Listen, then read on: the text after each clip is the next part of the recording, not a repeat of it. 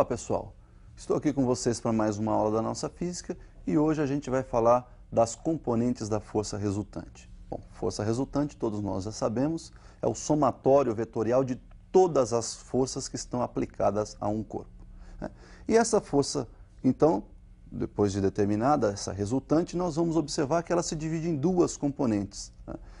Uma das componentes vai servir aí para alterar módulo da velocidade vetorial do corpo. Então, uma está vinculada somente à aceleração escalar, aquela aceleração que altera simplesmente o módulo da velocidade. E uma outra componente vai estar vinculada à alteração da direção e do sentido dessa velocidade vetorial. Então, uma outra componente que vai estar se preocupando mais com a direção e sentido da velocidade vetorial.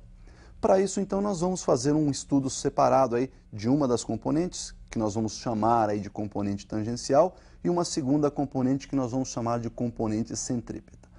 Bom, antes de fazermos esse estudo separado aí das duas componentes, vamos observar como ficaria então o movimento que se compõe de todas as componentes, ou seja, da componente tangencial e da componente centrípeta da força resultante. Dá uma olhada no visual.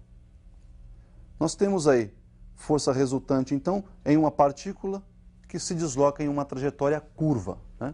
Então percebam o seguinte, supondo que essa velocidade vetorial está variando em módulo, direção e sentido, nós temos aí as duas componentes da força resultante presentes, né? A componente tangencial é aquela que vai alterar exclusivamente o módulo da velocidade, por isso mesmo é que ela tem a mesma direção da velocidade, ela não se preocupa com a direção, ela se preocupa somente com o módulo da velocidade do móvel.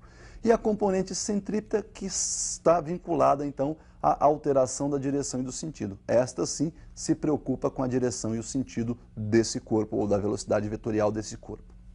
Bom, já sabemos, então, fazer essa soma vetorial. Regrinha do paralelogramo, nós temos, então, que a resultante é a soma das componentes tangencial mais centrípeta. Essa é uma soma vetorial que nós resolvemos através do teorema de Pitágoras, né? Então, lembrando ali, as componentes tangencial, centrípeta e a resultante formam em um triângulo, esse triângulo é retângulo, onde a resultante é a hipotenusa e as duas componentes tangencial e centrípeta são os dois catetos. Então, nós podemos calcular da seguinte forma, né? A hipotenusa elevada ao quadrado é igual à soma dos quadrados dos catetos. Temos lá, então, a resultante em módulo elevado ao quadrado igual a tangencial em módulo elevado ao quadrado mais a centrípeta em módulo elevado ao quadrado. Então, nós podemos observar, né, que nesse movimento aí do exemplo, nós temos a força composta pelas duas componentes, a componente tangencial e a componente centrípeta. Então, nós vamos ter ali um movimento curvo, faz uma curvatura, né, porque está alterando direção e sentido da velocidade, e um movimento não uniforme, porque tem módulo variável aí para a nossa velocidade. Vamos analisar separadamente então agora. Força tangencial. Dá uma olhadinha no visual para a gente definir essa força tangencial.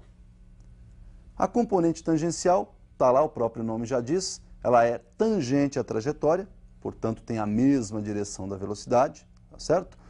E pode ser calculada pela expressão da segunda lei de Newton, força igual a massa vezes aceleração, né?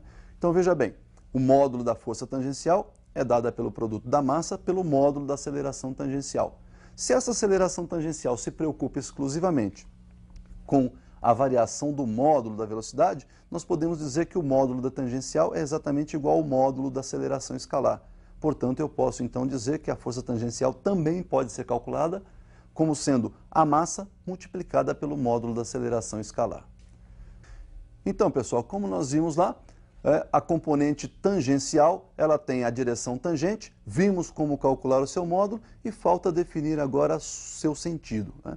Toda grandeza vetorial tem módulo, direção e sentido. Então vamos ver como é que fica o sentido dessa componente tangencial. Dê uma olhada no visual.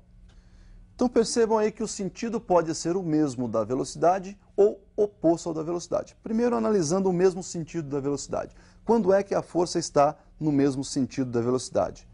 Ela está no mesmo sentido quando ela está empurrando o corpo na direção e no sentido do movimento, ou seja, está ajudando esse corpo a se movimentar mais rapidamente. Ela está aumentando a intensidade da velocidade. Nesse caso, então, essa componente tangencial está acelerando o corpo. Então esse movimento é dito acelerado. Por outro lado, se nós invertermos o sentido dessa componente tangencial, em vez de então agora empurrar esse corpo, ajudar o corpo no movimento, ela vai dar uma segurada nesse corpo, vai diminuir a intensidade da velocidade, vai retardar o movimento. Então o movimento passa a ser chamado de movimento retardado. Então percebam que quando ela está no sentido oposto da velocidade, ela dá uma freada no corpo, então ela retarda o movimento desse corpo e o movimento é dito então retardado. Bom, então nós visualizamos aí a definição, vimos como calcular módulo, vimos a direção e o sentido da componente tangencial. Bom, componente tangencial então está definida. E a componente centrípeta? A componente centrípeta ela serve para curvar o movimento. A finalidade da componente centrípeta é fazer a curvatura do movimento. Portanto, ela está presente em todos os movimentos curvilíneos e vai ser nula em todo movimento que for dito retilíneo. Vamos então definir a componente centrípeta da nossa força resultante. Observe então que a componente centrípeta ela tem a direção perpendicular à trajetória, ou seja, perpendicular àquela reta que tangencia a trajetória na posição que o corpo está ocupando, né? Portanto, ela é perpendicular também ao vetor velocidade, e o seu sentido é sempre para o centro, daí o nome centrípeta. É aquela força que tem direção perpendicular então à trajetória, perpendicular à tangente da trajetória naquele ponto em que o corpo está ocupando, naquela posição que o corpo ocupa, e apontando sempre para o centro da trajetória. Percebam então que a aceleração centrípeta nós já sabemos calcular. A aceleração centrípeta ela pode ser calculada por definição lá do movimento circular, por v² dividido pelo raio da trajetória, ou ela pode ser ainda o produto da velocidade angular elevada ao quadrado pelo raio, ou seja, ω² vezes r, ou ainda ela pode ser o produto das duas velocidades, né?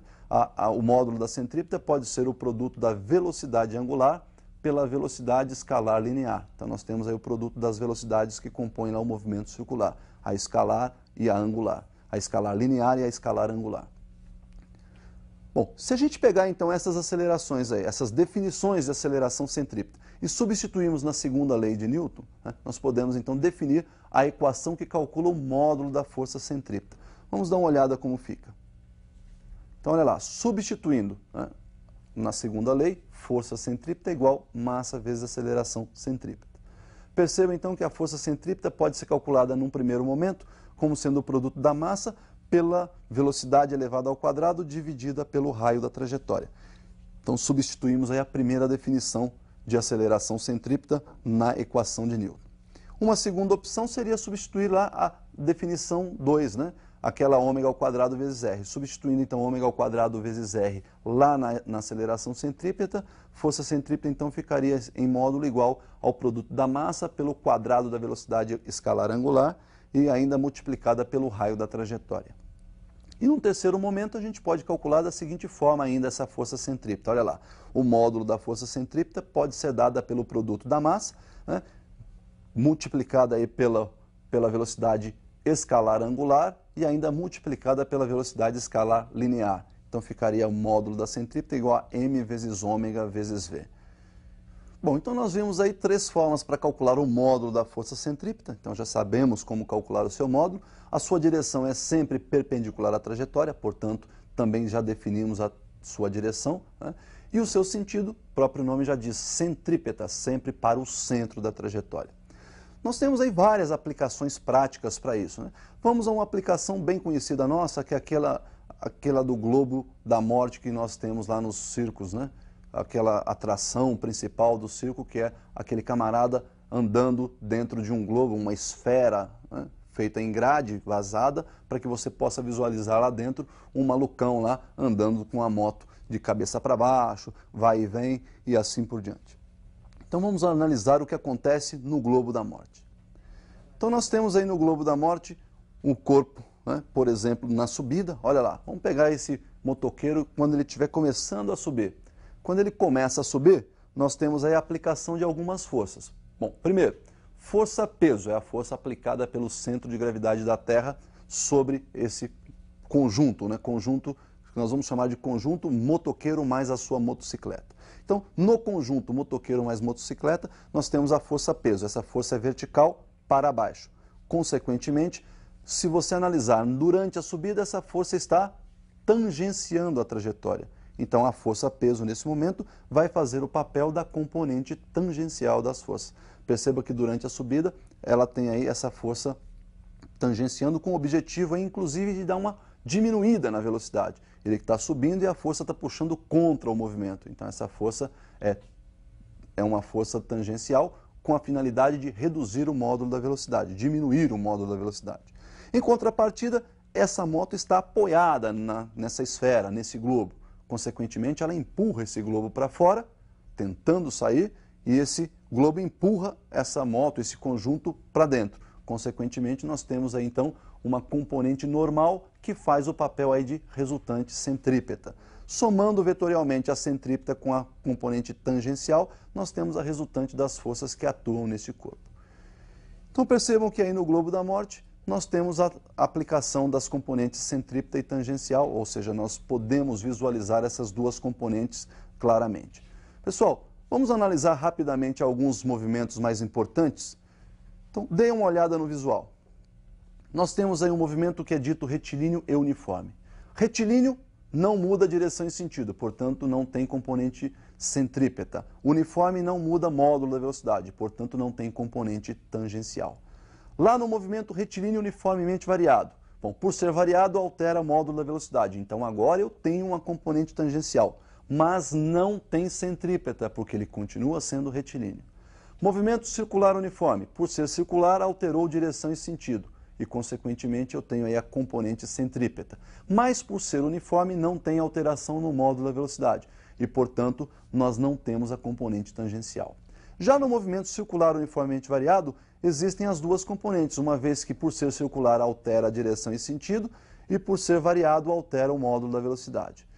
Então, pessoal, nós definimos aí as componentes e está finalizada então aí essa nossa aula de hoje. Por hoje é só e até a próxima.